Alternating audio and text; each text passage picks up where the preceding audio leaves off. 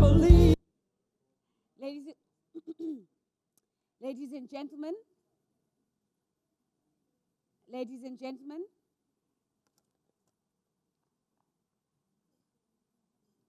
ladies and gentlemen, welcome back. I hope you can all hear me. I'm getting shakes of the head. So, in the event that I can't be heard, we'll improvise. Allow me to say welcome back, and I do hope that you've enjoyed your lunch. We are almost at the tail end of our program together. And if I may ask, before we get to our next session, if I may kindly ask that if you're in the room, that you might kindly please take your seats. If you're coming into the room, as many of us are at the back, if I may kindly ask us to quickly please take our seats so that we can introduce our moderator for the session, and all the speakers are standing by. Thank you very much. I do appreciate that. Ladies and gentlemen, we are turning our focus now to our final session for the day, which is from Africa for a Circular Future. From Africa for a Circular Future. And moderating this session is the founding director of the African Circular Economy Network Foundation. He is also the director of 5 commercial companies working in the circular economy space. He's a circular economy strategist. He's coming into the space with more than 30 years of experience, and his impact has created thousands of jobs across the continent and earned him 18 and counting global awards. His primary focus is innovation, using waste to create value chains, and he believes that a circular economy transition is the only path forward for Africa. The most interesting fact for me that I learned about our next moderator is that he actually lives 2 kilometers away from my parents. And so that was very special for me. Ladies and gentlemen, please can you give a warm round of applause to Chris White as he comes up. Thanks, Nazi. Hi, everyone. Welcome to the last session. Everyone's going, oh, we can go home. Beer's up after this. So, first of all, I'd like to just express that I think over the last 2 days, I think we can all agree that we have been captivated by the passion and articulated knowledge of so many distinguished speakers.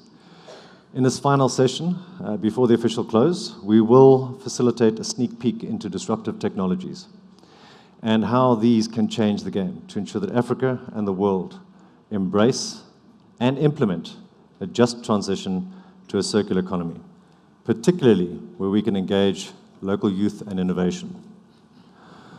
So what is disruption? Well, in essence, this is a driving change to business unusual. And as we see it now, we are convinced that the insatiable practices of the past need to remain there, in the past. We've designed and engineered this planet to the brink of collapse. But I firmly believe, and especially with the energy in this room, that we can design and engineer our way back to sustainable prosperity. It takes science and innovation, as well as knowledge and as well as knowledge and passion. And we need to use the many tools available to us today and design new tools. Circular economy is a disruptive approach in itself, based on principles and systemic processes that can change everything: waste, water, energy, agriculture, mining, infrastructure, construction, manufacturing, tourism, etc. And in turn, positively impact education, health, biodiversity, and the environment. It's a powerful message. It's a powerful tool. So the first part of the session, we will engage with 3 amazing disruptors, 2 locally from Rwanda and 1 from India. As I call you up, please come onto the stage. The first is Shalini Goyal-Bala. Welcome. Shalini is the author of India's first book on circular economy, editor of the Journal on Circularity, founder and managing director of International Council for Circular Economy. She's a leader who has represented India on multiple international platforms. She writes for many Indian as well as other international magazines. Passionate about circularity, she has been part of several policy and other development programs in federal and state bodies in India, and she was instrumental in putting India on the global map of countries that provide formal education on circular economy. Also a member of the technical committee at the ISO TC 323, and undoubtedly an impeccable leader from India. Michelle de Vries, please join us on stage. Michelle is a senior officer with the Global Green Growth Institute, based in Kigali, Rwanda, a local. Michelle is currently the project manager for the Waste to Resources project. It's a 3-year initiative led by the Ministry of Environment of the Government of Rwanda and funded by the Ministry of Environment, Climate and Sustainable Development for the Government of the Grand Duchy of Luxembourg. Mr. Olivier Mbera, please to join us on the stage. Thank you. Olivier is an environmental engineer by profession with 10 years of experience in the recycling industry. He's earned an MSc degree with honors from the China University of Geosciences. He's currently the general manager for EnviroServe Rwanda Green Park, a leading e-waste recycling company in East Africa which operates the e-waste dismantling and recycling facility. He's worked for UNIDO in the past as a national expert, participating in numerous projects. He's led the development of the e-waste management project in Rwanda and worked as an e-waste project manager under the Ministry of Trade and Industry, and has also worked as a national expert for different programs, including resource-efficient cleaner production, sustainable consumption and production, and Lake Victoria Environmental Management Program. So these 3 individuals have done a huge amount of work in their different fields.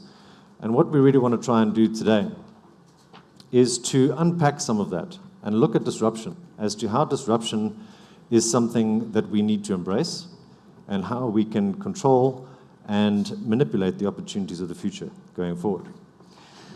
So thank you. Shalini, I'm going to start with you, if you don't mind. You authored India's first book on circular economy. Congratulations. Well done. Thank you. Can you give me 2 key takeaways from that book that would highlight India's best path of disruption to driving the national transition to a circular economy? Yeah, sure. Thank you, Chris. Before I get into the 2 points which are very relevant in this book, I would like to talk a little about the history of the book, how it started. When I started envisaging this book, the topic circular economy was not much talked about in India. I went to the publishers to publish my book, and none of the publishers would agree to publish it. So it was difficult, it was a journey, but today the book has become a reference book for all technical courses in India. It is referred by industry people, students, academia, professors, for all the information that they need. Coming back to your point, the 2 points that the book covered, the one and very important point that the book covers is inspired by old civilizations like India and Africa, where the sustainability is at the core of our lifestyle from times immemorial. So there is one chapter which I keep referring to people multiple times, and everyone has found interest in reading that chapter, is called Old Wine in New Bottle.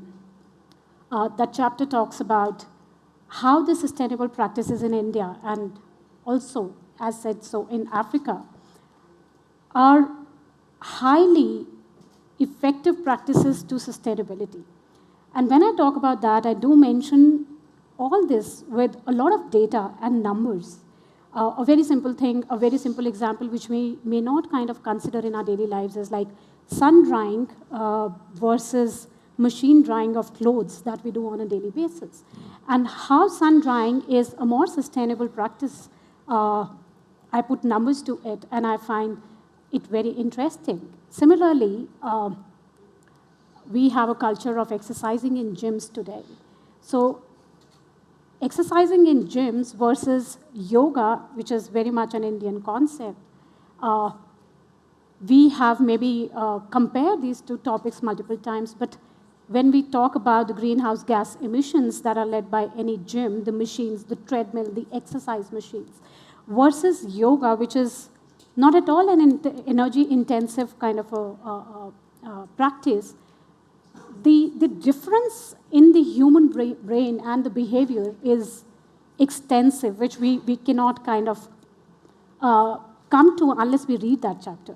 So that's, I think, one of the most important thing. And Mission Life, which has been projected by India, is also very much inspired on the similar lines, changing your lifestyle to more sustainable practices. The second point that I was intending towards when I was writing the book was to make this book available to people at large, both the students who wanted to know about the subject in India, because we could realize that there is a huge skill gap which we could see, because industry is already talking about circularity, but we don't have ready-made skill set. And so we wanted to I wanted to look at that from a different perspective altogether. So I took a sectoral approach in my book. I talk about 5 different sectors. I talk about tourism, I talk about construction, I talk about wastewater, plastics and packaging. And while I talk all this, I bring a lot of global practices and global data in the book to make a transition in these sectors in India. Along with that, I conclude every single chapter with some Indian data and how Indian government could look at the policy intervention and technological interventions to make this change. So again, because India aims at a huge innovative transformation as we speak, it's happening in India. And the book is referred by multiple such startups from time and again. And they call me and they want me to make them understand how could they make technological interventions into such a kind of a transition. So I think these are 2 most important things that I would say the book covers. Great, thank you. I would like to take specific note on the issue of gymming, with the hope that my dear wife is listening to this, who drives 20 minutes a day to go to gym and wonders why I stay at home and drink sustainable beer. But that's... You should gift her my book on her birthday. I'll do that. I'll do that. Thank you very much. Michelle, I'm going to move on to your first question in terms of the GGGI has its headquarters in Seoul, South Korea. It started as a Korean think tank before becoming international. How does that affect the organization's approach to projects and its ability to bring in disruptive solutions that drive the circular agenda? Can you unpack that for me? Thank you, Chris. So the Global Green Growth Institute, whenever I tell people our headquarters is in Seoul, they say, oh, wow, really? And it's really surprising for a lot of people. But it shouldn't be. We should look at solutions from all over the globe, and that's part of what we do at GGGI. So we started, as you said, a think tank and transformed into this international intergovernmental organization in 2012 with Rio Plus 20. And it sought to promote this alternative paradigm of growth that marries economic growth with environmental sustainability and poverty eradication. And this was one of the reasons that I was always interested in joining GGGI, because you use these examples from different country, we have 43 different country offices at the moment. And we're always using ways that we can share information of not only what works, but also what didn't work. What were the challenges from different countries? And Rwanda has some fantastic examples that other countries are learning from through the network that we have, through the Green Growth Knowledge Platform, but also through our communities of practice. So we have a community of practice specifically on circular economy, and we have focal points for each of the regions. And we share examples of lessons learned and best practices and how we can learn from each other in a way that's not this paradigm of having, a north-south relationship, technology transfer or knowledge transfer, but it's really just identifying the best possible solutions from wherever they can be sourced, and then contextualizing them into the country that we're having different activities and interventions. And that's a lot of the work that we've done here. It's work that we're continuing to do, especially in the waste sector. It's something that is becoming an even greater issue for a lot of our member countries, and it's something that I think we'll bring up in the accelerator session tomorrow, because we have examples coming from South Africa, from Nigeria, and also from Kenya on EPR policies for e-waste. And this is something that we do on a regular basis. We try to find the best possible technologies, marry them with the country context and the national priorities, and then find a way to contextualize them and tailor them for the country where they'll be implemented. Absolutely. I think the unique nature of understanding cross-boundary issues is something we all need to focus on. Olivia, I'm going to move on to yourself. I think many people here probably know of the fantastic systems you put into place with regards to e-waste. But specifically, maybe you could explain how EnviroServe Rwanda demonstrates specific circular innovation in that business model? And what is it different that you bring to the party with regards to the EnviroServe operations? Yeah, thank you, Chris, for that. Maybe before I come back to that question, let me first appreciate the commitment of the government of Rwanda on circular economy. The facility, the recycling facility we operate in Rwanda was established through the partnership of EnviroServe and the government. And this really shows that the government is facilitating and committed to the promotion of circular economy. So coming back to the questions, our circular economy business model is based on different aspects. In all our facilities, we have dedicated departments for product life extensions. We do a lot of repairs and refurbishment for different electronic and electrical equipment we collect. We also do second life. We give second life to batteries, so we have battery repurposing equipment. And we recover a lot of valuable materials from the waste, the e-waste and plastic, which should otherwise have been dumped to the landfill. Of course, when we do that, we also prevent hazardous materials to enter the environment. So, so far we have been able to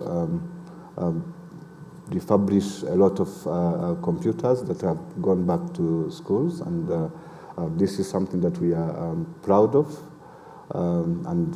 Actually, before any dismantling or recycling activity take place, we prioritize the testing to see if there is any potential for repurposing or refurbishment. In terms of the innovation, maybe expand on that as well. So you know, we see a lot of e-waste recycling facilities around the world, and there are a number of high-level extraction components. So from an innovation perspective, where is EnviroServe going with regards to things like the printed circuit boards and the complicated e-waste plastics? Yes, we have a dedicated facility at EnviroServe, especially at our EnviroServe headquarters. We have smelting facilities for circuit boards to be able to recover precious metals in the circuit boards. We also have dedicated lines for plastic recycling. That's brilliant. Awesome. I think that's always the issue, is that we need to look at understanding how we can bring together all the different fractions and be truly sort of sustainable through all of those different things. Shalini, I'm going to come back to you, if you don't mind. The lab that you have launched with that's dedicated to the circular economy. This is looking at climate change and mission life. I need you to unpack that for me. But briefly inform the audience what that's about, what its impact is thus far, and the disruption side of that. What does that bring? What disruption does that bring to the table as well? Yeah, I think circular labs is an important concept that we brought to India. India has a total area of around 3.3 million square kilometers. Just for your reference, if I were to kind of correlate that into the countries that we know of where we are sitting, it is 125 times that of Rwanda and almost 10 times in area to Finland. So if we talk about India, we see states in northern area which are Himalayan states, typically mountainous region and its own problems. We go to the south, it is a huge coastline that it covers. Again, a different set of challenges.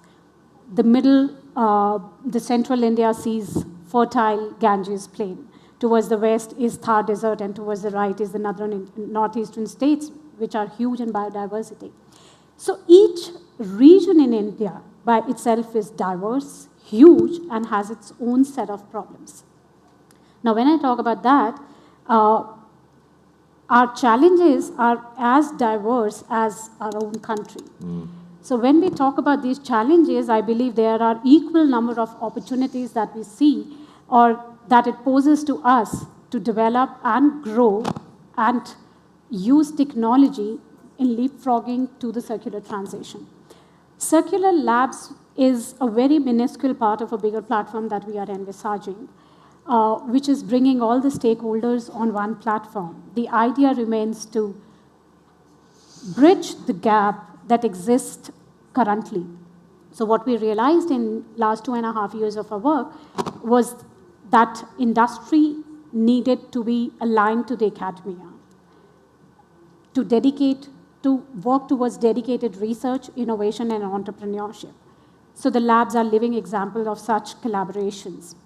Industry engagement was very essential because when we talk about circularity and if we have to talk about material loops happening in the real sense, it is very important that industry should talk to the industry for managing the pre as well as post-consumer waste. So again, the labs play a very important role in managing the industry connect. And the last but not least is, as we all have been discussing about policy making, industry and policy making is an equally important role that these labs are playing. So introducing policies that will help in a circular transition in India is something that we are looking at. Having said that, the labs enable a startup culture. So we have seen research and innovation happening towards digitizing the entire supply chain, managing and tracking the waste, which is generated at end of life, as well as even the pre-consumer waste segment. We have also seen a huge transformation in the textile sector and the plastic sector. Government has recently come up with an APR portal to make a complete transparency in the post-consumer plastic waste management, and similar digitized models would be available for the other sectors as well. The labs have also been working in the fertile areas, specifically in the province of Haryana and Punjab, which is major agricultural belt, to come up with solutions for the farmers at local level to see the precipitation levels, the soil quality, using 2G technologies. And when I say 2G, it is very important for us to understand that India is a very diverse country once again, and the technology, or let's say the internet availability, may not be good at the countryside. So when I say 2G technologies, the farmers do not need very high-end equipment to understand all this and learn the technology. They can use it with very simple, minuscule phone sets. And so these kind of interventions have really helped us enable a circular transition, enable to manage our resources in terms of land and water in these areas. Then we also work on biodiversity credits and the carbon credits, which are a very, very important thing when we talk about the northeastern states. Recently, we are working with the state of Uttarakhand in also enabling the gross environmental product, because this is a very biodiverse and a green belt that is talking about how to look at or economically look at the viability of this model. But having said that, what circular labs aim at, we do understand that the diversity of the country has to be respected, and one shoe doesn't fit all concept has to be applied even in this case. So what we are coming up with is the decentralized models, where these labs would work out on the local problems and provide local solutions to the issues. And I think we are gearing up to that, and very soon we'll see many more labs coming up. Fascinating. I'm interested in a biodiversity credit. How's that measured and how's it valorized? Well, I think the states who have the biodiversity and have the greenery to maintain the biodiversity definitely want to utilize that potential of theirs and kind of look at how they could gain from that. And so they are looking at how these credits, I mean, the formula of calculating the credits is yet something that we are working on. But yes, it is important for them to kind of financially find this viable for them to manage, because otherwise they could also go into the transformation and the industry the way the other states are going. So I think it is very important for all of us to understand, and we have been talking about biodiversity here, and circularity and biodiversity goes hand in hand. So I think that's quite essential to understand how Absolutely. Now they're all linked, and everything is linked, and I think that's what we need to learn from circularity, is that it's not about looking at one sector in isolation. It's about understanding the linkages between those. Michelle, I'm going to come back to you. In terms of your organization again, what do you think are going to be the greatest emerging challenges in the circular economy space of the future? And how is your organization, GGGI, going to position itself to support member countries to solve those? Yeah, it's a great question. There are a number of new technologies that we're really seeing how we can apply that to circular economy business models. We're looking at ways that we can really leverage the different technologies such as blockchain and data science and data analytics. One of the institutions that we work with here is AIMS. It's the African Institute for Mathematical Sciences. And we've been working with their students for different projects. We're working with them for the Waste to Resources project for material flow analysis of plastic and also life cycle analysis. So really bringing to bear these types of data analytical sciences to these big, grand challenges. This is something that I think can be done more. Another area of intervention is on plastics. We've all seen how the international community is kind of coming around to the idea that this is a global challenge and coalescing in terms of the INC that was in Uruguay and also the Global Plastics Treaty that Rwanda and Peru really pushed for at the UNEA 5 conference. So this is a great development, but it's also a huge challenge, but also a great opportunity. So the way that GDGI is supporting different member countries is, again, bringing these new technologies, finding ways that they can match with the national priorities, and also bringing to bear the different sciences, data science, analytical science, and seeing how we can use those best and leverage them in order to address these huge global challenges, but in a way that suits the national context as well. So there's a number of different developments, but one of the ways that we work with our member countries is by mobilizing green investment for different circular economy business models, which is hugely important. Access to finance has come up a number of times in the past 2 days, but also using different ways that we can create the policy enabling environment and support national governments to do that. Rwanda is a fantastic example, again, looking at the circular economy strategy that was recently launched. So, I mean, there's great lessons to be learned from here that can be replicated and also scaled up in other countries. And that's something that we really try to do as GDGI. We look at indigenous solutions, we look at solutions from all of our member states, from Latin America, Sub-Saharan Africa, and look at how they can be applied in different member countries based on the national context. So those are two examples of how we're supporting our member states. One is on data science and analytics, but also looking at the challenge of plastic pollution. I mean, this is really top of my mind, and I think there's new technologies that can really help and bring to bear different technologies for the national context for different member countries.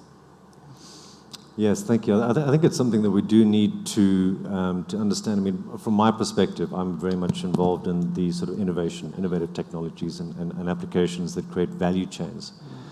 But a lot behind that really is the disruptors, things like blockchain. Yeah. How do we measure components? How do we look at a just transition through looking at almost like a fair trade application with a blockchain where we can track and trace from beginning to end that allows us to be able to look at seeing what impact have we had? Is it working? Where is the information? So when we start to look at things like the investment into the infrastructure, on what? So we've got to measure it first. And I think some of these disruptive technologies, we will be chatting about that a little bit later with the hackathon. That's way beyond my scope. I battle to use my cell phone. So there's a different level of technology development from that perspective. But it is about disruption, and we need to look at all the different tools that are available to us. Olivia, the stuff that you're doing, obviously, in terms of the electronic waste side, and I believe you're also dabbling in other different waste components as well. So you're looking at providing a full service. But how's the use of circular economy innovations positively enhanced the business? Thank you for the good questions. I think for us in Africa, and this is the difference I have noticed between Africa and other continents. We are seeing waste as a resource, and the way we handle it is different to the way other continents are handling. For example, in our recycling facilities, and this is common for other recycling facilities in Africa. We combine both manual and mechanical recycling, but in other continents you find mostly mechanical as starting point. And actually, starting with manual is very important for repair, for spare part harvesting, and so on. And these are used again. These materials are used again because they have been tested before, checked, and these are very important concepts for circular economy. So we have been able to apply those practices, and it had really added value in terms of business, in terms of job creation. Starting on the job creation, green job creation, we have been able to create more than 600 jobs through the whole network, collection, testing, the manual dismantling, and so on. Of course, we use also mechanical, but that comes after the manual part has been done. Through the repair program and refurbishment, we have been able to refurbish more than 7,000 computers, which gone back to schools in partnership with Rwanda Education Board, and this is very important for in terms of generation of revenues to the company, but also in terms of the impact on the society, on the education system, and so on. So we have also been able to extend the life of batteries. More than 8,000 batteries have been returned back to market. And we actually getting more revenues by applying these circular economy innovations. Yeah. I think that's great. I think I might be bringing my laptop battery to you next time when I come here. And seeing me battle with that. But I think the circularity behind that is also important. So the innovation it's not just about the processing. So it's about looking at extending longevity. So being able to get something into use for far longer. It's also being able to look at bridging the digital divide. And that bridging the digital divide is not just about providing a cheap computer to somebody who doesn't have the resources. It's about providing means to better themselves, to look at their own social upliftment. And then all the other components in terms of the value add and the value chains is really what the circularity is about. So one couldn't just go out there and say, right, I'm going to make money by processing my PCBs and stuff the rest of you. But it's about that business model, and it's how you make that change, and that creates that sort of social cohesion around that as well. So yeah, I think fantastic. We need to look at again taking these different models across Africa. We've seen that there's many different ways of being able to illustrate what we can do there. Shalini, I want to come back to one of the other things. I mean, you have such an extensive CV. It's actually quite daunting. But there's a lot of information in there specifically around looking at, and you might have to explain this for me. You've got a portal that you've launched, a MOOC ACT Swayam portal. You're going to have to explain that to me. Sure. And the journals and the credit courses for undergraduate programs. So from a disruption perspective, also what we need to look at is we need to look at education. And how are those different components bringing together disruptive thoughts and processes, bringing people into the circular complex? Sure. Thank you for bringing up that question, Krish, because it was the very first thing that the council started to work on. What we realized, I'm continuing from the very first question that I answered on my book, what I realized was that the Indian industry was looking at a transition, but they didn't know how to make a transition. And we didn't have skilled force to work on that transition. So when we wanted to talk about circularity, there is no one who knows what circularity is all about. Maybe, end-of-life waste management is something that is generally referred as circularity. So One effort that we got intentionally into was to introduce this as a subject. And when we studied, we found that India was not on the map who was providing formal education on circular economy. And thus, we started discussing with the authorities there, the Ministry of Education in India, University Grants Commission, and AICTE is All India Council for Technical Education. So Council made genuine efforts to work with the Council, with the All India Council on Technical Education, to enable and embed this as a subject in all the technical postgraduate courses. And we were fortunate so that it was, we then launched a 32-hour open elective for all technical courses, which is now being run in all over India in all the technical courses. So this was one very big thing that we did. Coming to the next part of your question, Chris. When we talk about imparting the education, it's just one thing. But what I saw was there was a sea change in the way students were perceiving this subject. They saw that this is something which is coming. This is the future, and we have to get into it. So today, with an enabling infrastructure of education and entrepreneurship, a lot of students, they want to get into these disruptive models.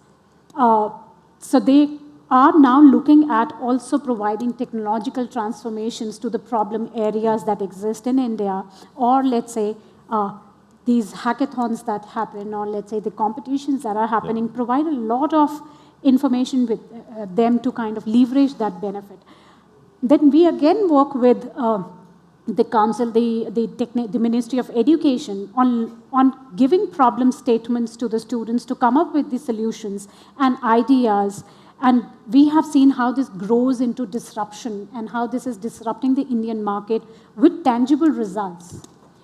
So something called, let's say, the marine litter thing was happening, and then how to manage that, how to manage a complete transparent chain on marine litter in India has been started by a very small startup. I think that's the way to go, and this is where these kind of information play an important role. To begin with it was a very small course, an open course, which was elective, but then we can see a sea change that has happened all through. No, absolutely. No, I mean, the education side of it is so important. I mean, some of the work that we've done recently through the African Circular Economy Network is to provide masterclasses, to get people to understand that circular economy is not about waste management, that it's an overarching and all-encompassing sort of science. And I think that's where we need to try and get that message through so that people can see the bigger picture.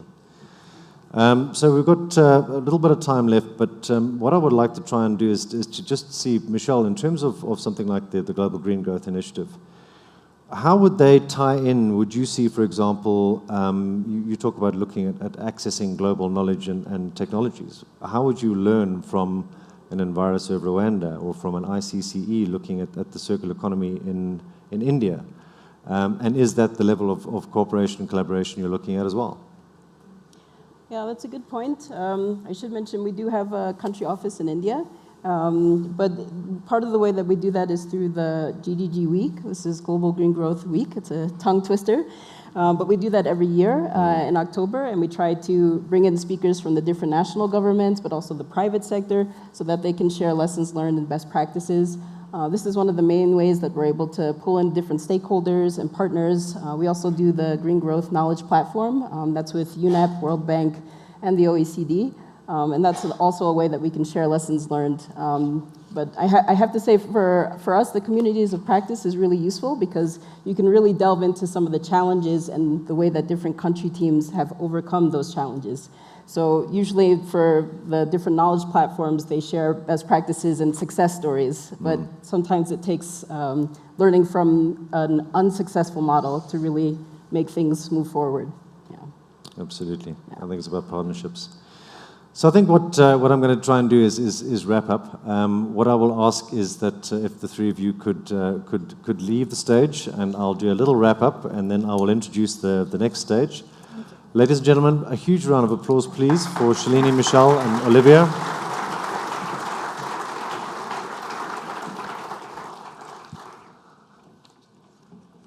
Thank you. So I think that what we've learned out of this is that obviously understanding that the circular economy is about a lot more than just understanding key components. It's a disruptor. It's a systemic approach. It's about trying to find a way forward where we can all cooperate and understand.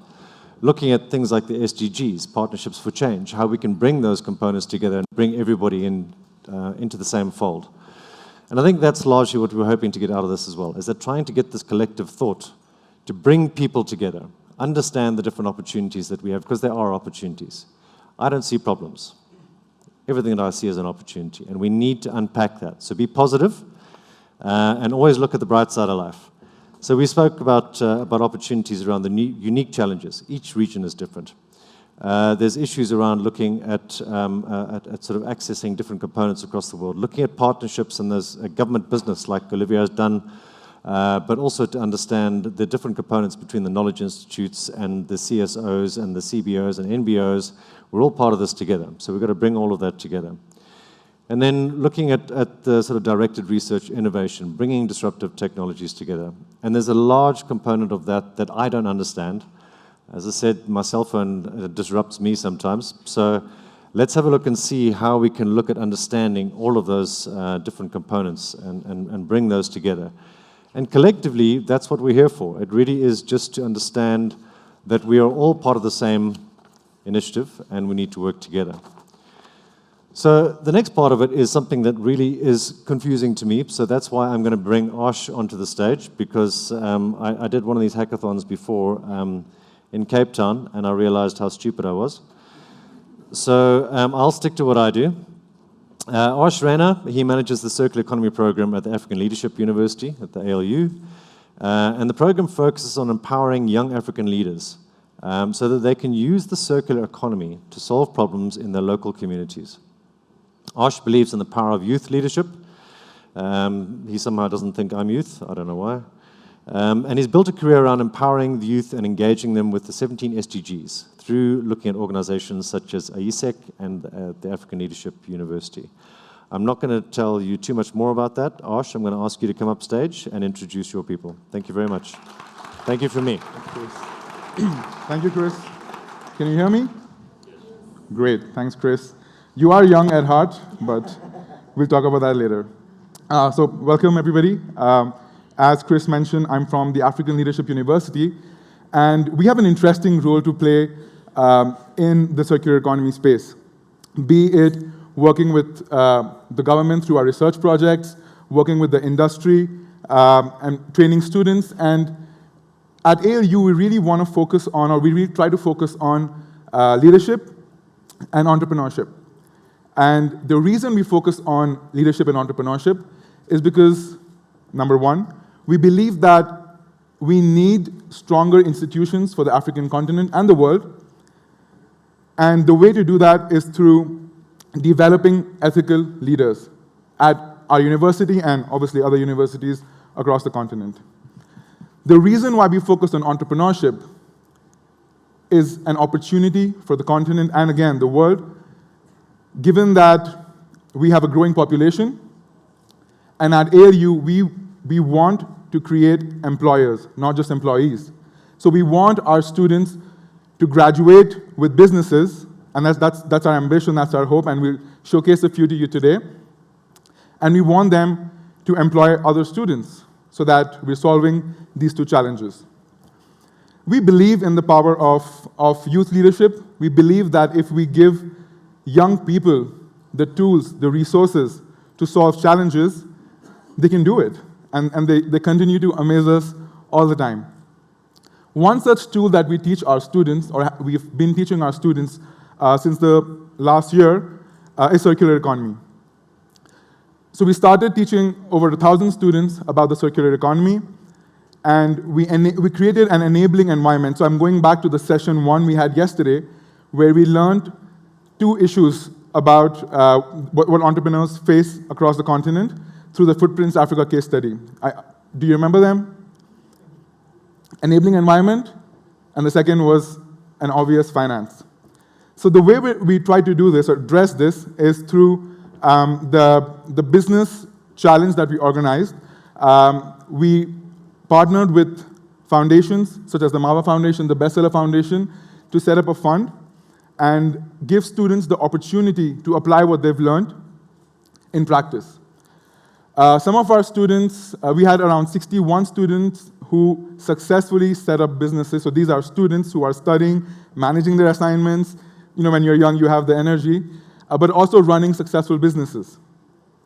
So I'm happy to introduce 2 winners of this business challenge. And this will also allow us to learn about what Chris mentioned on the stage about the disruptive technology not just being technical, but also in the business models, in the way that, in the life cycle, where are we disrupting the life cycle of businesses. So we'll watch a video, 2 videos of 2 of our student businesses that are circular in nature. The first one is by McDonald Nyahoja, whose business is trying to find a different approach to solving a big problem across the continent's informal sector by giving them high-quality tools through a product as a service model. So we'll watch that through a video, and I'll have the team play McDonald's video for you to learn about his business. We are craftsmen, tools and machinery. Over 85.5% of employment in Africa is in the informal sector. Yet, informal craftsmen remain poor due to poor productivity that is directly related to the poor tools that they use. On the other hand, there is a sharp increase in metal waste within Africa, which is heavily polluting the environment. Secondly, there is a huge knowledge gap about circularity within Africa's craftsmanship sector. Craftsman Tools and Machinery Suppliers is on a mission to create circular economy champions in craftsmanship by assisting craftsmen to procure quality, affordable, and sustainable tools and machinery, and to enhance the continent's productivity and wealth creation. We also refurbish and recycle old tools.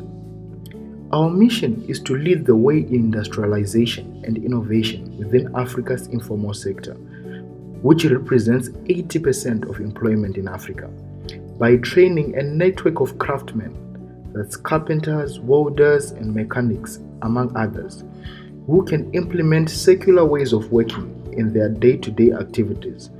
Craftsman Tools and Machinery Suppliers is on a mission to enhance the productivity and work efficiency of African craftsmen. I decided to join with my partners in order to address this issue by providing cheap and affordable tools. I use Craftsman tools to repair cars, and so far my clients are happy. The tools I was using before Craftsman came in were faulty and could sometimes malfunction. I was therefore not able to meet my customer expectation and therefore made loss. We are Craftsman Tools and Machinery Suppliers.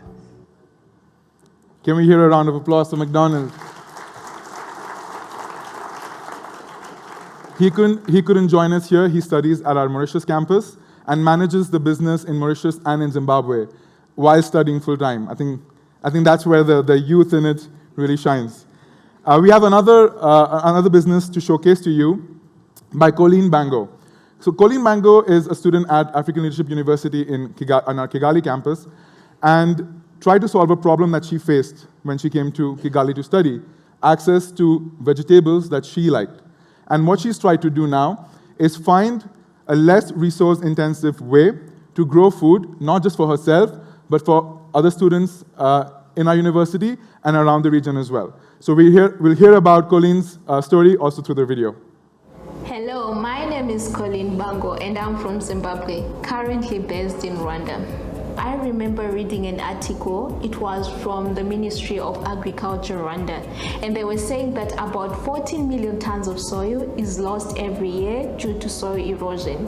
And this has been as a result of unsustainable farming practices in Rwanda, which has also contributed to low productivity, leading to insufficient supply of vegetables across Rwanda.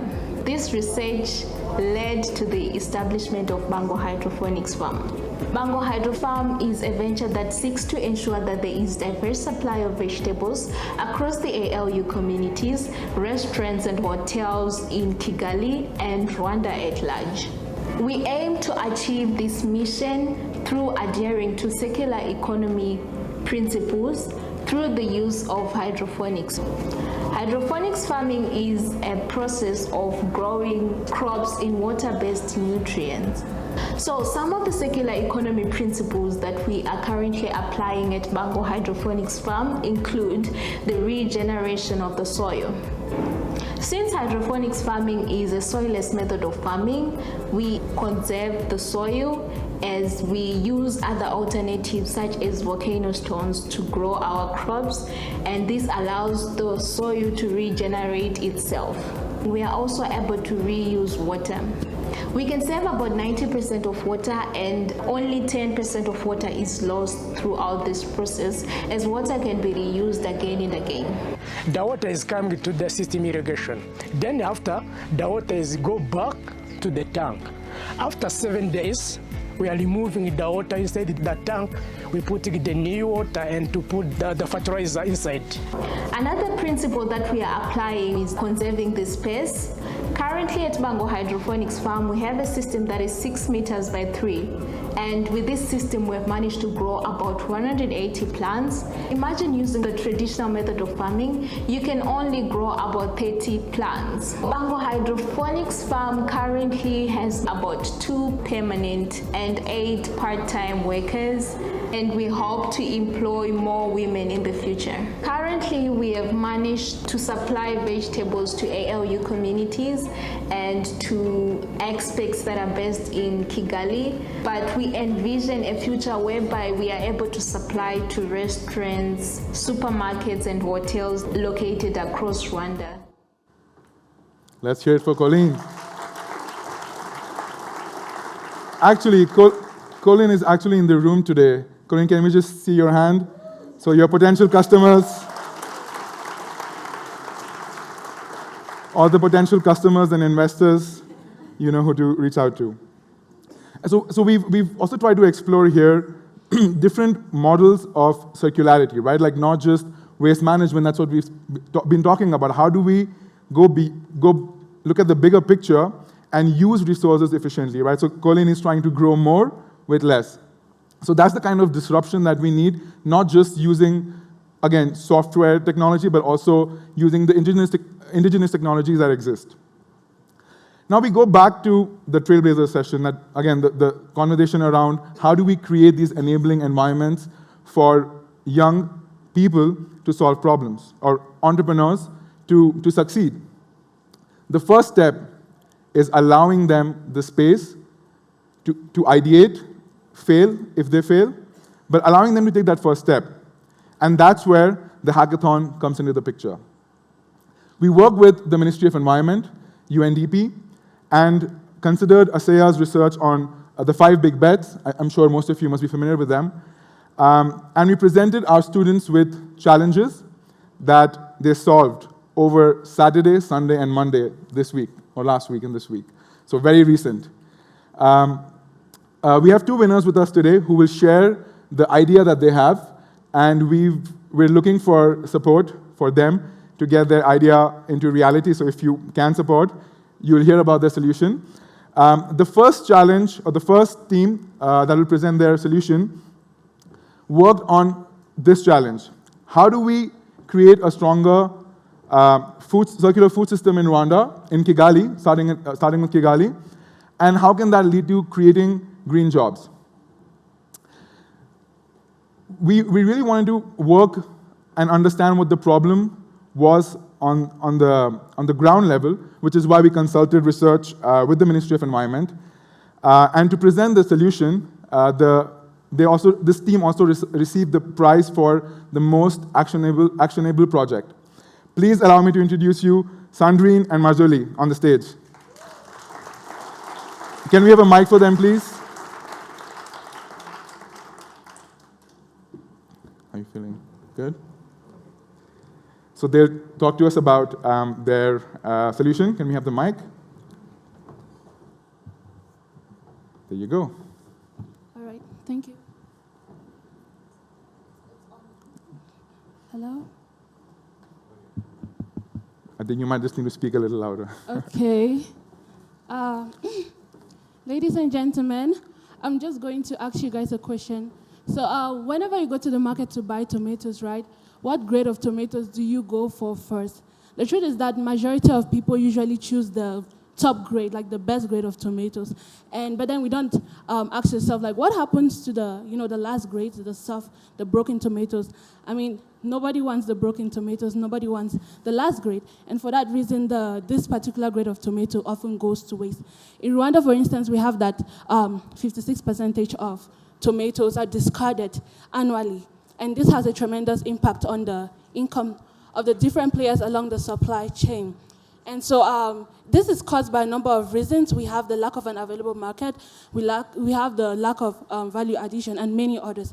And so it is for that reason that I and my colleague, we decided to come up with a project that focuses on establishing a centralized agro-processing facility whereby we're encouraging all the different players along the supply chain to bring this specific type of tomatoes and sell them to us at a relatively cheaper price, for us to convert these tomatoes into added value products like tomato powder, tomato food mix, and so on and so forth. So basically, we'll be transforming mechanically damaged tomatoes into tomato powder, tomato paste, tomato food mix, and many other nutritious tomato-based products. And also, we'll be transforming the rotten tomatoes into organic fertilizer, tomato-based organic fertilizer.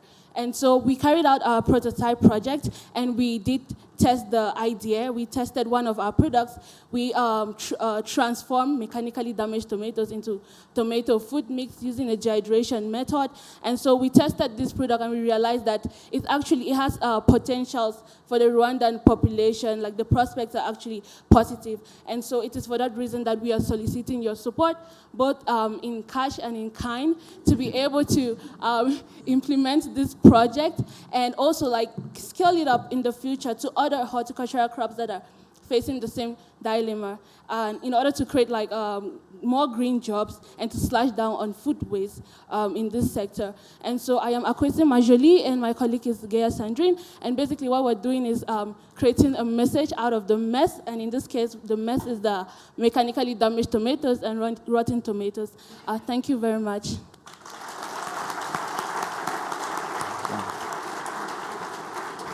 Thank you. So another team that won the prize was try to solve a problem in the fashion and textile space. And to present this, I welcome Teofila and Fina to the stage.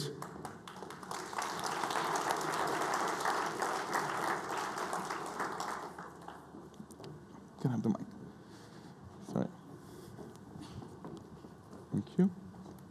Hi, everyone. Okay, I'm Fiona Uwase, and I'm pursuing a bachelor's degree in international business and trade. I'm with my colleague Uwase Teofila, pursuing a bachelor's degree in entrepreneurial leadership. With reference to our high school and other schools in Rwanda, we've realized that there is this specific uniform. It's a knitted sweater. So these sweaters are usually dumped, burned, or left sitting in the closets of students after their graduation. And here we are talking about 66,000 graduates every year. This is a lot of waste. So how do we solve this? We inserted it's like undo button. You would wish for an undo button in this process. So the way this undo button works is that we are reversing these sweaters back into yarn. This yarn will serve as a raw material to Rwanda's growing fashion and handcraft industry. We all know that after Rwanda's coffee, handcraft is the next thing. And given the nature of the handcraft industry, we will provide more green jobs to the Rwandan communities. And the way the handcraft industry is currently operating, there's a lot of women. So we intend to impact lives of a lot of vulnerable women in the communities. So as discussed in earlier sessions, partnerships in creating circular system is all we are here for. We invite government to put the right policies in place, like return policies in places like schools, so we can be able to collect this textile waste in large quantities. With the right investment in place, we can also be able to scale our operation and create more green jobs. We invite everyone interested to be part of a solution with the potential to develop communities while keeping the lowest unit of our clothes, in this specific case yarn, in use. Thank you.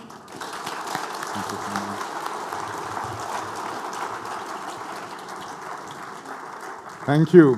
And to encourage and keep our youth encouraged to solve such problems and work on the solutions, we have a few gifts for them. I would request Madam Varsha Redkar-Palepu, the Deputy Resident Representative of UNDP Rwanda, to please join me on stage in handing over a small token of appreciation to the students. I can help you. Please.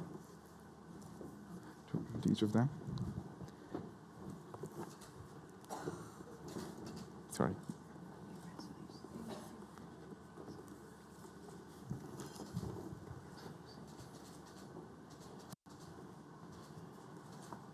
Thank you, madam. Thank you, team.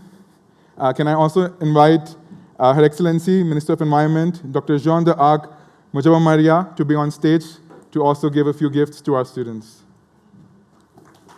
Okay.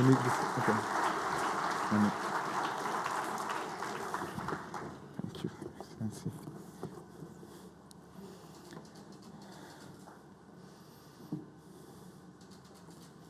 Thank you.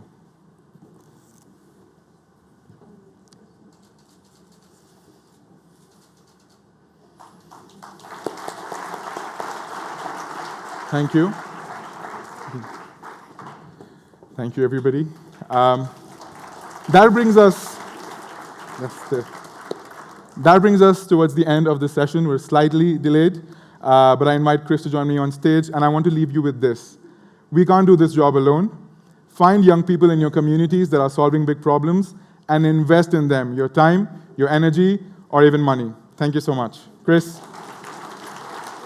Oh.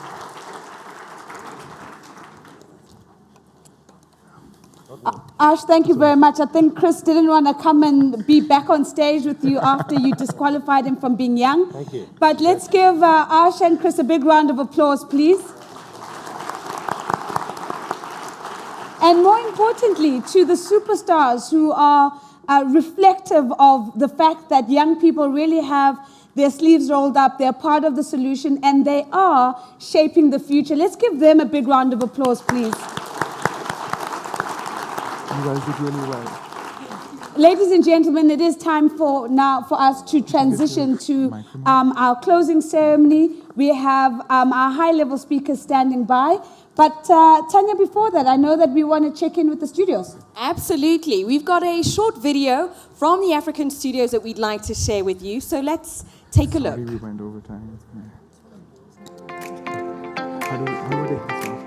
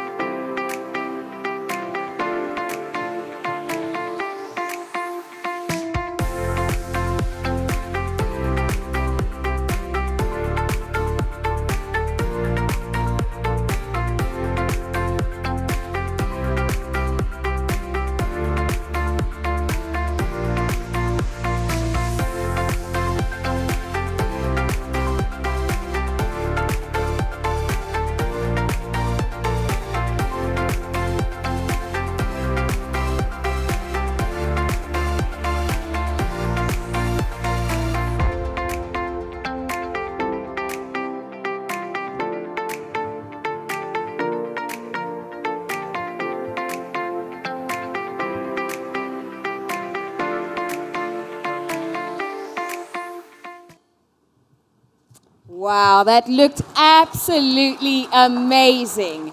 And as a note, the African studios were organized by the Africa Circular Economy Network and funded by the government of the Netherlands. Absolutely. Now, ladies and gentlemen, to extend her closing reflections and to bring us back to the theme where we started, from Africa to the world, it's our ultimate pleasure to welcome back onto stage Madame Aissa Touré, the country manager of the African Development Bank. Let's give her a big round of applause, please.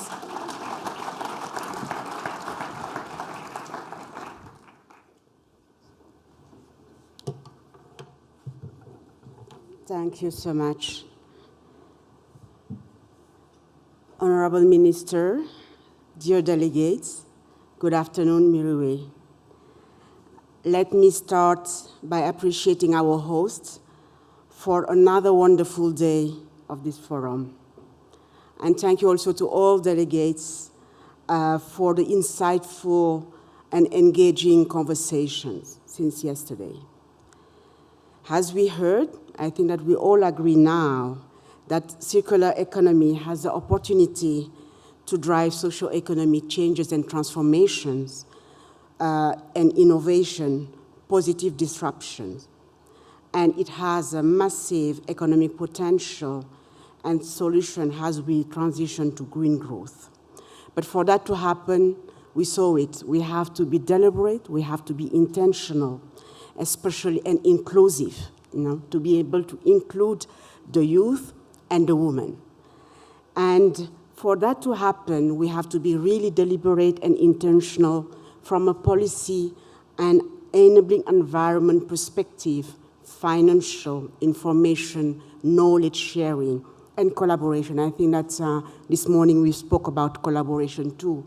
And how do we link all the dots for that to be able to happen? With a vast natural resources, youth, population, strong entrepreneurship, mindset, especially driven by women, and new forms of collaboration, the African continent can offer inspiration to the rest of the world.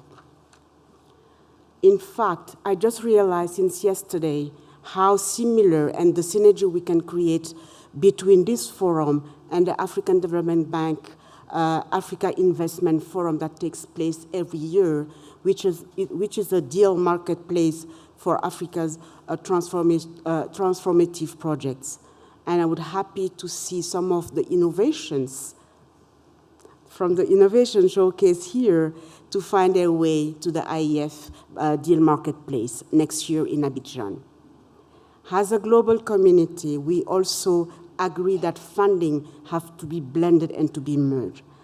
Africa Development Bank is very proud to host the African Circular Economic Alliance, a country-led alliance chaired by Rwanda, South Africa, and Nigeria.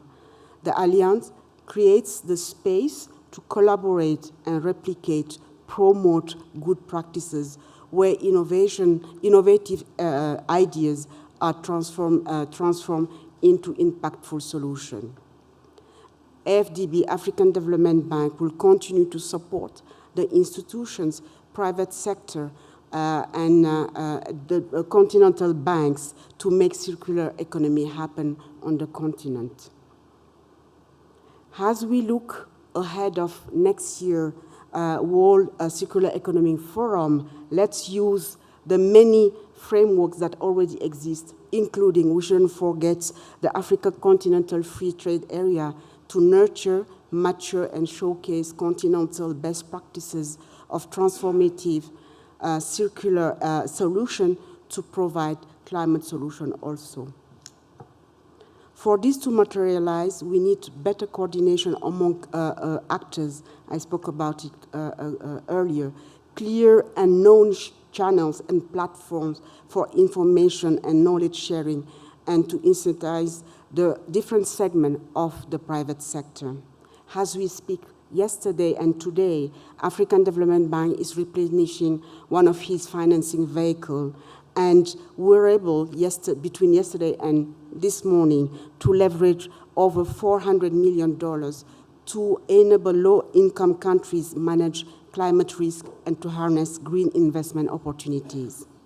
Once again, great appreciation of the co-host for this inspiring 2 days, Citra for bringing the forum to Africa and to Rwanda, and for the government of Rwanda for the smooth organization of the event and leading the way in the circular space. Merci beaucoup, thank you, Murakoze Chani.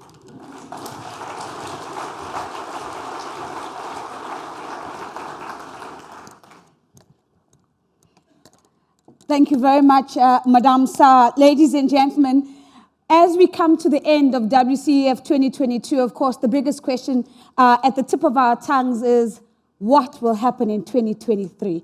And so, for a little bit of a sneak peek and to tell us a little bit about what to expect in 2023, I'm going to invite 3 speakers onto stage, and they're going to lead us and reveal the curtain just a little bit. So please help me welcome onto stage Jyrki Kaitanainen, once again, the president of the Finnish Innovation Fund, Sitra.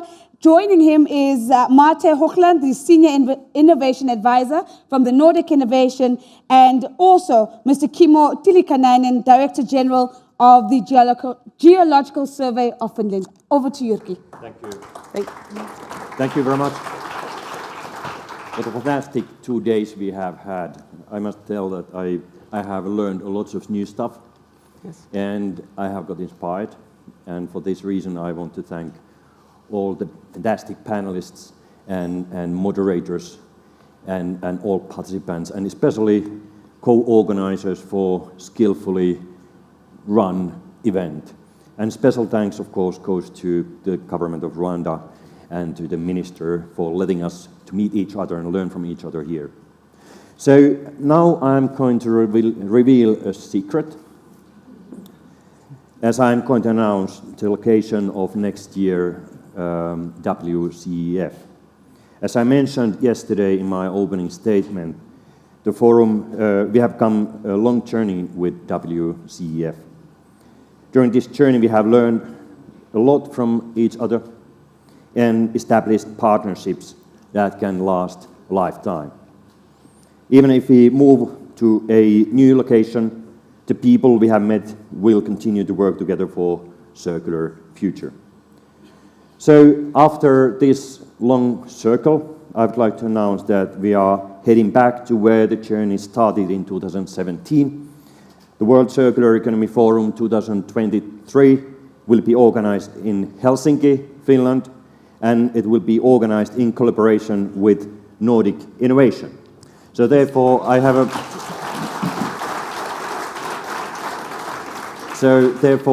a pleasure to introduce Ms. Marte Haugland from Nordic Innovation. Marta, could you give your initial thoughts about this event, and do you see any connection between this and next year's event? Yes, thank you, Jyrki, and good afternoon to all of you. It's been, I'm so pleased to be here tonight and to be at this important platform for the development of the circular economy globally. And we're so happy to be organizing, and it's an honor to be organizing the World Circular Economy Forum next year with you. We look forward to showcasing Nordic circular solutions that have been developed the last years together with you in the Nordics next year.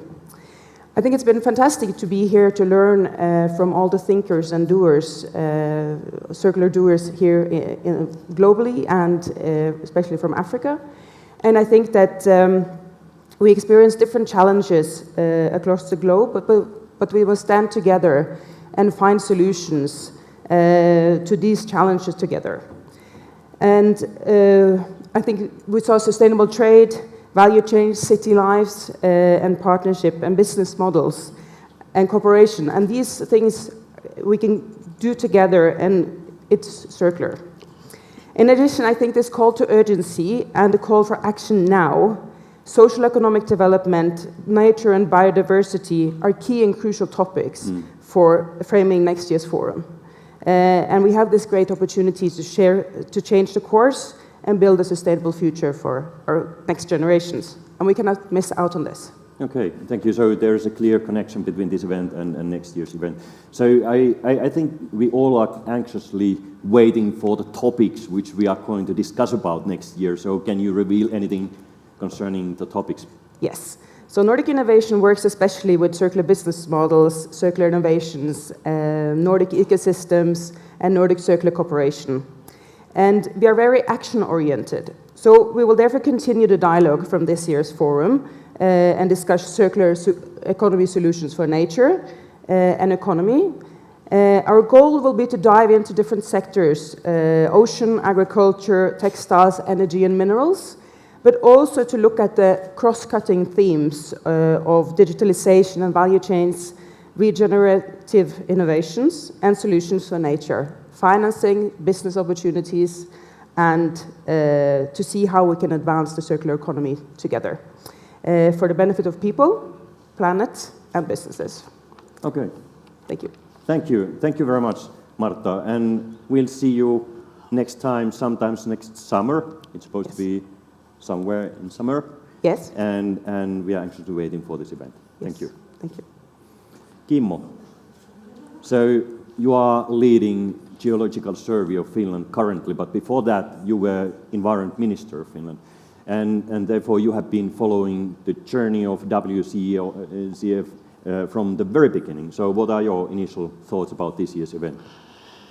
Yeah, I was Minister of Environment and Energy during the first and second WCEF, and I was pretty much involved with the arrangement of this in Helsinki and Yokohama. And during that time, my African colleagues kept on asking me when WCEF can take place in Africa. And therefore, I'm extremely happy that today it's here and here in Rwanda. And just one thing I want to conclude of all these 2 days. And I would like to congratulate both Rwandan government and Sitra. Usually, it is that policies and strategies, they fly up and high. Mm-hmm. And we, single citizens and entrepreneurs, are working our foot on the ground. Mm-hmm. You have managed to get these levels connected to each other. Strategies and the practical living of businesses and single citizens have touched each other and let them not kept apart again. So congratulate for that. Yeah, thank you. Well said. So Kimmo, Marta mentioned that one of the topics for next year will be about minerals. Very hot issue currently everywhere. So you and your organization, you are experts in minerals. So what kind of debate we can expect concerning minerals? Well, GTK's mission is to accelerate transition towards sustainable carbon-neutral world. And the green transmission needs huge amount of investments, and that means huge amount of materials, including metals and minerals. So you can recycle only things that already exist. And the problem is that we don't have enough critical raw materials at the moment. That has two consequences. First is that we must improve the sustainability of mining so that its social and environmental performance will be improved, that the needed new mines can be accepted by societies. And second consequence is that we have to develop a circular economy of the mining sector. And one taste bit of this is the remining of old tailings and other mine wastes. This remining opportunities has been studied, and usually it has turned out to be non-profitable. But we need new kind of thinking in this. It's not only the valuable critical raw materials that we can gain from the old wastes, but when we add to that two other benefits. One, now I need to check these two benefits that I'm saying then really well. I mean, first other benefit is preventing the pollution of those old mines. If we can reprocess the old tailings in a way that we minimize the threat of the environment in future, that's one more benefit. And second, other benefit is that if we can remediate those old mining places and return some biodiversity there, then biodiversity will win. And on the other hand, indirect impact on biodiversity is that the more we can get critical raw materials out of secondary resources, the less we need new mining areas. And that's the way how we can also save biodiversity. So okay. This kind of things we will touch. That's very interesting. Thank you very much, Kimmo. This and lots of more we can go through during the next WCEF. Thank you very much. So, dear participants, my last words are very short. I would like to thank all participants on my behalf and on behalf of Sitra and co-hosts, co-organizers for letting this fantastic event to happen. As I said before, I think we all have learned a lot. There are lots of things which need concrete actions. I think this event has created valuable partnerships, which helps us to make theories practices. And we will continue this debate next summer. Thank you very much.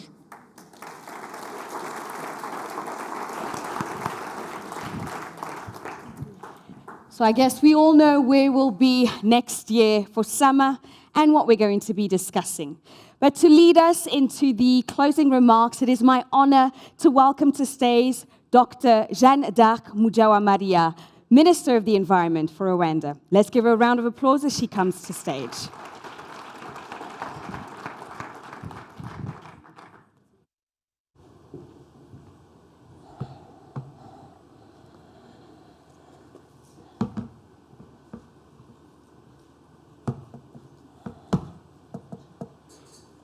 Thank you very much.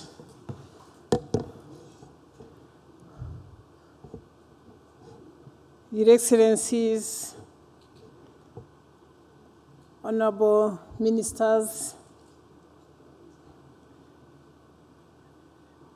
Honorable Jyrki Katainen, President of Finnish Innovation Fund, Sitra, Mr. Assad Nakwi, Head of the Secretariat of the Partnership for Action on Green Economy, Your Excellencies, Heads of Diplomatic Corps, distinguished delegates, dear youth, senior officials, ladies and gentlemen, thank you very much. You have done a tremendous work over the last 2 days. We have explored how to make the transition to a circular economy a reality, from Helsinki to Kigali. This is a journey that Rwanda is committed to, and I have been inspired by the experiences shared from across Africa and around the world. Thank you to everyone who contributed to these discussions. We are all richer in knowledge and in networks because of you. I would like to outline 3 key takeaways from this forum. First of all, collaboration is key. Achieving a just and inclusive circular economy requires coordination, the sharing of knowledge, and access to technology and innovation, and of course, access to finance. Secondly, financing is a key enabler. We need to improve how we invest in circular businesses and create the right environment for entrepreneurs to flourish and established businesses to go circular. Last but not least, many circular economy practices are embedded in our culture and come from the knowledge of our ancestors. They are not new. Let us draw on the rich source of inspiration and build on it through innovations that address climate change, biodiversity loss, food security, and pollution. On this journey, let us leave no one behind.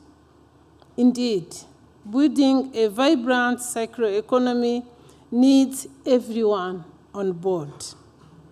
I encourage you to take back the circular solutions and best practices identified over the past 2 days. You have the power to speed up the transition to a circular economy that is clean, green, and low carbon, and that restores nature. As I conclude, I would like to express my heartfelt gratitude to the Finnish Innovation Fund, Sitra, and its leadership. The African Circular Economy Alliance, the Africa Circular Economy Network, the African Development Bank, UNDP Rwanda, and all our varied partners who have worked hard to make this year's forum a success. Thank you to all our attendees here in Kigali, at the 5 studios across Africa and online, for your passion, insight, and constructive contributions.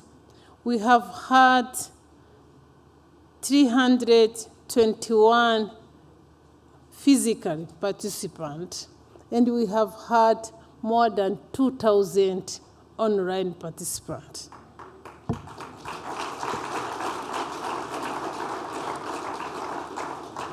Just after this closing session, I will join a dialogue with the members of the African Circular Economy Alliance to discuss how we can immediately put into practice the lessons from the last 2 days. We have to go to actions. There is no time to waste. It should have been done yesterday. Thank you for visiting Rwanda, and I wish you a very safe and sacred end of year parties. And I wish you a safe journey back home if you decide to go. Otherwise, you are free to stay in Rwanda until next year, 2023. I thank you.